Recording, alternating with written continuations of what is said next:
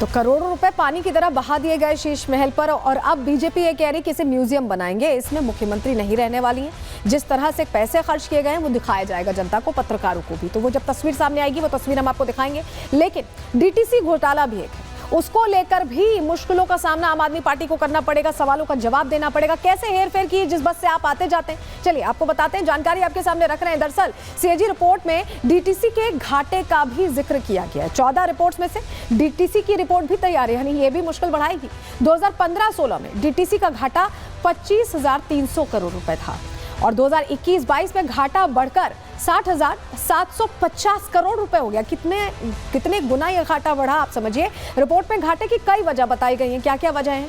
कम बसों की संख्या और किराया न बढ़ना बताया गया है। इसके अलावा डीटीसी की योजनाओं की कमी बताया गया है, उसको लेकर कोई एक्शन प्लान नहीं बना आम आदमी पार्टी सरकार में। दिल्ली सरकार की अनदेखी सबसे बड़ी वजह है, क्योंकि इस पर ध्यान ही नहीं दिया गया। डीटीसी की 45% जो बसें थी वो पुरानी हो चुकी थी और उनको वैसे ही इस्तेमाल किया जा रहा था, घाटे में चलाई जा रही थी। इसके और किसी का ध्यान नहीं था। परिवहन विभाग संभाल रहे जो मंत्री थे उनका ध्यान भी नहीं था। और इस बीच देखिए, ये सब जो टेंशन है आम आदमी पार्टी के लिए, उससे बचने के लिए आम आदमी पार्टी ने नई रणनीति अपनाई। पहले आपको सदन की तस्वीर दिखा रहे हैं, देखिए। आम आदमी पार्टी ने उपराज्यपाल के संबोधन के दौरान लगातार हंगामा शुरू कर दिया, और हंगामा ऐसा शुरू किया कि उन्हें बोलने ही नहीं दिया। उसके बाद स्पीकर ने कार्रवाई की और निलंबित करना पड़ा, क्योंकि जिस तरह का हंगामा हो रहा था, राज्यपाल साहब बोल ही नहीं पा रहे थे। उपराज्यपाल सुनवा रहे हैं एक बार आपको। आतिशी सिंह को पूरे दिन के लिए बाहर किया जाए, नियमितीकरण एवं किफायती आवास। सुरेंद्र सिंह को अपने आप में ही पूरे दिन के लिए निष्कासित किया जाता है। देखिए, पहले से निर्धारित था कि रिपोर्ट आज सीएजी की पेश होनी है। 14 नहीं, एक ही रिपोर्ट पेश हुई, और उसके बावजूद क्या ये रणनीति थी रिपोर्ट पेश होने के दौरान बचने की, सदन से बाहर रहने की? ये हम क्यों कह रहे हैं, समझिए। दिल्ली विधानसभा में जोरदार हंगामा हुआ। हमने आपको तस्वीर दिखाई कि कैसे लगातार उपराज्यपाल बोलने की कोशिश कर रहे थे, उस दौरान हंगामा करते दिखाई दिए आम आदमी पार्टी के तमाम चेहरे, और यहाँ पर नेता विपक्ष लीड करते, रास्ता दिखाते दिखाई दी। वो जमकर हंगामा कर रही थी। एलजी के अभिभाषण के दौरान ही यह हंगामा हो रहा था, ये हल्ला हो रहा था, और स्पीकर के समझाने के बावजूद ये नेता रुके नहीं। हंगामा कर रहे विधायकों पर ऐसे में स्पीकर ने एक्शन ले लिया। आतिशी समेत 8 विधायक सस्पेंड कर दिए गए। बाबा साहब की तस्वीर हटाने को लेकर ये हंगामा कर रहे थे। ये इन्होंने नैरेटिव पेश करने की कोशिश की कि तस्वीर हटाई गई और उसको लेकर सवाल वो कर रहे हैं, और इसी पर हंगामा होता दिखाई दिया। और हंगामा वहीं तक नहीं थमा। जब इन्हें बाहर कर दिया गया, कार्रवाई से एक दिन के लिए निलंबित कर दिया गया, तो ये बाहर बैठ गए। ये देखिए, बाबा साहब की तस्वीर लाकर तमाम जो चेहरे आतिशी लीड कर रही हैं यहाँ पर, और निलंबन के बाद ये बाहर बैठ गए, प्रदर्शन करने लगे। ये तस्वीर निलंबन के बाद की है, जहां इस मुद्दे पर शोर मचाया गया और जोरदार प्रदर्शन शुरू हो गया। आतिशी जी से हमने सवाल भी लेने की कोशिश की कि क्यों अभी जब अभिभाषण चल रहा था, जब कार्रवाई होनी थी, उसी दौरान इतना हंगामा क्यों किया गया, क्या वजह है? सुनिए क्या जवाब दे रही है। इससे गंभीर आरोप क्या होगा? क्या आपने संविधान के लेखक बाबा साहब भीमराव अंबेडकर की तस्वीर हटाकर प्रधानमंत्री नरेंद्र मोदी जी की तस्वीर लगा दी? इतना अहंकार कि भारतीय जनता पार्टी को लगता है कि बाबा साहब भीमराव अंबेडकर से बड़े हैं प्रधानमंत्री नरेंद्र मोदी जी।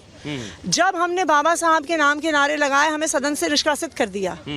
लेकिन जब भारतीय जनता पार्टी ने मोदी जी के नाम के नारे लगाए तो कुछ नहीं हुआ।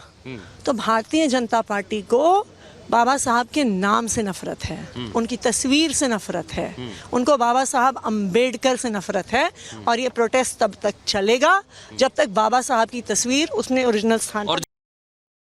तो देख रहे हैं आप, ये मुद्दा इन्होंने उठा दिया, और पूरे जो सीएजी रिपोर्ट है उससे बचने के लिए सदन से बाहर हो गए हंगामा करने के दौरान, क्योंकि इतना हंगामा किया, ऐसे में सभापति ने बाहर कर दिया। और शायद यही मंशा भी थी।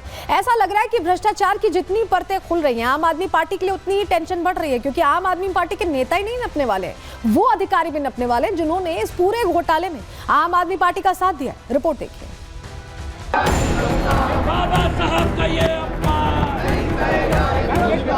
अनिल झा को पूरे दिन के लिए, जरनैल सिंह को पूरे दिन के लिए, विशेष रवि को पूरे दिन के लिए, सोमदत्त को पूरे दिन के लिए, ये 5 मेंबर को पूरे दिन के लिए सदन से निष्कासित किया जाता है।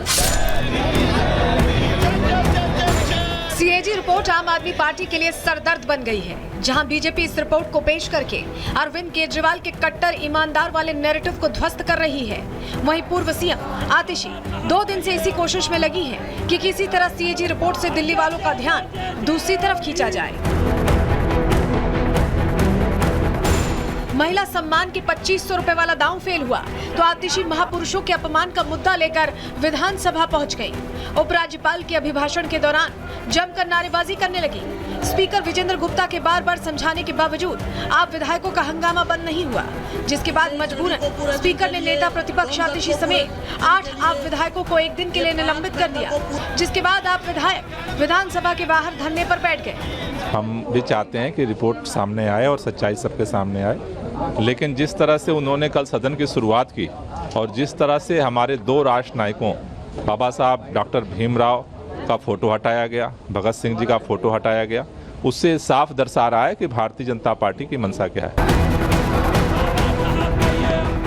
जिस मुद्दे पर आम आदमी पार्टी विधायक हंगामा कर रहे हैं, उस पर खुद सीएम रेखा गुप्ता का पक्ष सामने आ चुका है।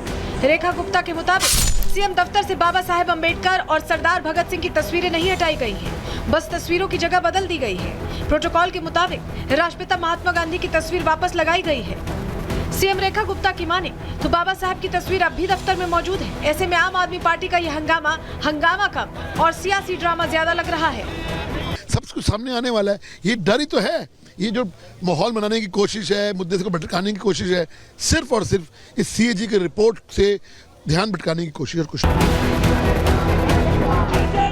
आम आदमी पार्टी के हंगामे के बीच आज सीएजी की 14 रिपोर्ट में से एक रिपोर्ट टेबल की गई है, जिसके सामने आते ही 2000 करोड़ के घाटे और घोटाले की सच्चाई दिल्ली वालों के सामने आ गई है। कैग रिपोर्ट में वो सारी चीजें घोटाले की सामने आई हैं जिसको 10 साल से अरविंद केजरीवाल जी अभी तक दबा कर बैठे। केजरीवाल जी कहते थे ये तो फालतू कागज है, इसको तो कोर्ट जाती फाड़ कर फेंक देगी।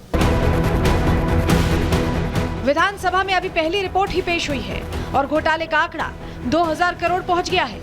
अभी ऐसी 13 रिपोर्ट आना बाकी है, जिसमें सबसे अहम रिपोर्ट शीश महल की है, जिसके पेश होने के बाद दुनिया को कट्टर ईमानदार की सच्चाई का पता चल जाएगा। जो सीएजी की रिपोर्ट आई है टेबल पर, वो आज से 10 साल पहले ही आ जानी चाहिए थी। पिछले 10 वर्षों से उन्होंने छुपा के रख रखा था।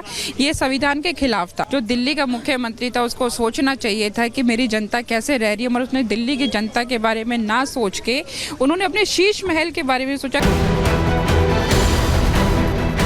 सीएजी रिपोर्ट पर आम आदमी पार्टी बैकफुट पर है। एक रिपोर्ट ने आपकी टेंशन बढ़ा दी है। आतिशी समेत आपके सभी विधायक सीएजी रिपोर्ट से दूर भाग रहे हैं। ऐसे में बड़ा सवाल ये है कि भ्रष्टाचार की परतें खुलने के बाद आपके नेता समेत अलग अलग विभागों के कितने अधिकारी नपते हैं। Bureau report, Republic Bharat.